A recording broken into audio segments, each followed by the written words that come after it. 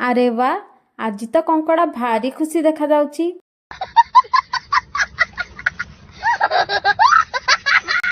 କାହିଁକି ନା ଆଜି ଆମେ ଯାଉଛୁ ରାଜାଙ୍କ ଗଡ଼ ଖଲିକୋଟକୁ।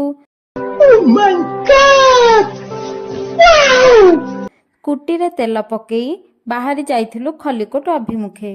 ଯେହେତୁ ବହୁତ ଖରା ହେଉଥିଲା, ଗରମ ଦାଉରୁ ରକ୍ଷା ପାଇବା ପାଇଁକି ଆମ ପାଦ ପୁରା ଆପେ ଆପେ ଲସି ଦୋକାନ ଆଡ଼େ ମାଡ଼ି ଯାଇଥିଲା। କଙ୍କଡ଼ା ତା ପସନ୍ଦର ଆଇସ୍କ୍ରିମ୍ଟିଏ ମନ ଖୁସିରେ ଖାଇଥିଲା।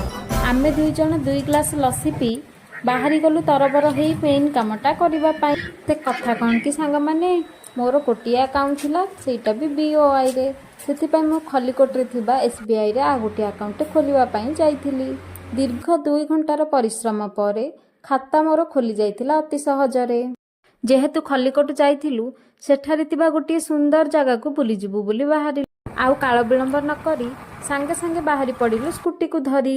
ଆଉ ଜାଗାଟିର ନାମ ହେଉଛି ନିର୍ମଳଝର। ସତରେ ପ୍ରାକୃତିକ ସୌନ୍ଦର୍ଯ୍ୟତାରେ ପୁରା ଭରପୁର। ଯିଏ ଥରେ ଯିବ ତାର ପୁଣି ଯିବାକୁ ଇଚ୍ଛା ହେବ କିନ୍ତୁ ବାରମ୍ବାର।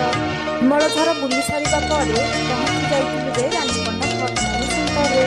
ସତରେ ନାଁଟି ଯେମିତି ମୋମୋର ଟେଷ୍ଟ ବି ପୁରା ସେମିତି। ଯଦି କେବେ ଖଲିକୋଟ ଯାଆନ୍ତି ତାହେଲେ ରାନୀପଣ୍ଡା ହଟ୍ ମୋମୋ ଥରେ ନିଶ୍ଚୟ ଖାଇବେ, ତାହେଲେ ସିନା ଟେଷ୍ଟ କେମିତି ଜାଣିପାରିବେ।